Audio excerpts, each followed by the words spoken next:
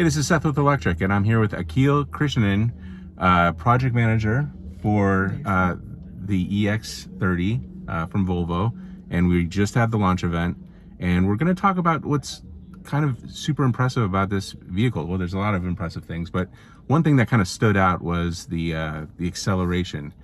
This is a $35,000, starting at $35,000 vehicle, and yet somehow it accelerates 0 to 60 in 3.4 seconds at supercar speeds. So what happened? Yeah, well, the acceleration is actually a byproduct of everything else that we've done with the EX30, right? Because it's a smaller car, we worked a lot with concising materials that are required in order for us to make it a fully electric car by taking away weight and taking away unnecessary pieces of equipment by minimizing the overall package that you get with the EX30. Even though it has an SUV body type, we worked really hard with the aerodynamics. And it's small intricate things such as our air curtains, which are in the front, redirecting airflow around the wheelhouse. We also have a significant amount of roof drop on this car, which again streamlines the air around the car, lowering the overall aerodynamic drag.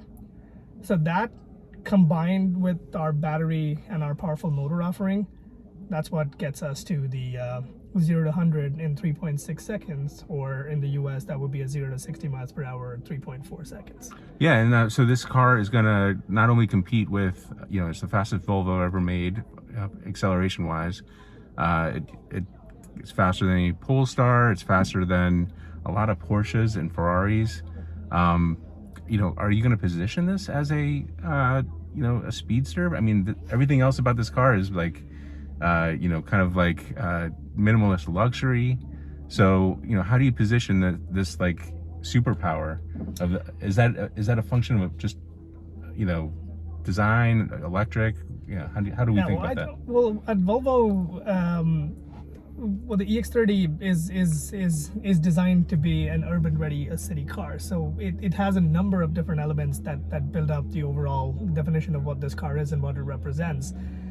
Rather than positioning it as a thing and putting it into one particular box as a fast car or a luxury car, it's more of a premium all-rounder in this segment. So for those who are seeking a smaller car without having to compromise in the stuff that matters.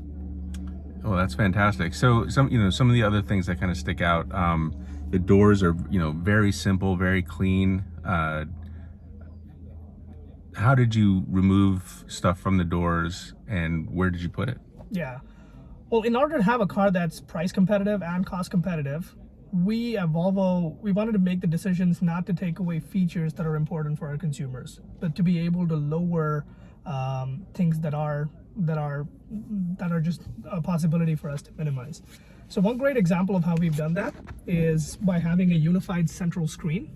We don't have a traditional driver display, but because it is a smaller car and we have a screen that is positioned higher up, we have the possibility to keep the driver information within the field of view of the driver. So you're not missing out. You're not having to glance away from the road in order to take a look at the screen. So it's still within our principles of safe, contextual, and focused, while lowering the number of units. The other thing that you mentioned, Seth, the simplified door panels. And this is where we've taken away speakers, for example, which in our other cars you would see be positioned in the doors, and we've integrated them into this sleek soundbar up top. Again, because it's a smaller car, you get a premium sound experience, but our users also get to have more space in the doors.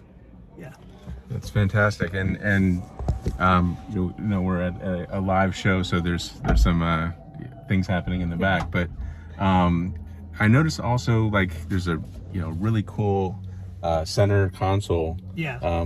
So tell us about that a little bit. So this is part of our, again, theme of centralization, where we're bringing things so that they're more accessible for both the driver as well as the passenger. Let's start from the top. The first thing is that the glove box, which would usually be on the passenger side, has now been moved into the center. Think about all the times where you as a driver would have to lean over to the other side to pick something out of the glove box. Now it's in the center, easily accessible for both of our driver as well as passenger. There's 2 phone storage solutions, so you can have your phone in there, like maybe put mine and show you how it works. And they're also equipped for wireless charging, so you could just have your phone in there and it could charge wirelessly. Still able for you that you'd be able to take a glance at it. Right, and wireless CarPlay and wireless Apple CarPlay, also supporting Android Auto for our customers. Space enough for a small bag, and if you want to have even more storage, you can open that up and put in something that's a bit more deeper. I would say almost like a bigger purse or laptop case could go down there. And in order to make space for this, we also have a retractable cup holder system. So you can either have 2 cups, or if you'd rather place your phone over here, you can slide that away, and then you could have your phone up there. And it's designed to be in a safe space, so even in case of a collision and so forth, that the object doesn't go flying into either the driver or the passenger. And I see the cup holders are various sizes, so it will take a big gulp in the US as well. Yeah, so it will be able to take smaller or bigger cup sizes. Right, fantastic.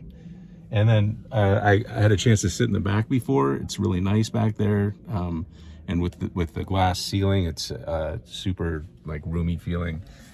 So that's going to be a pretty, I don't know, seems like a super compelling vehicle. How are you going to make enough of these?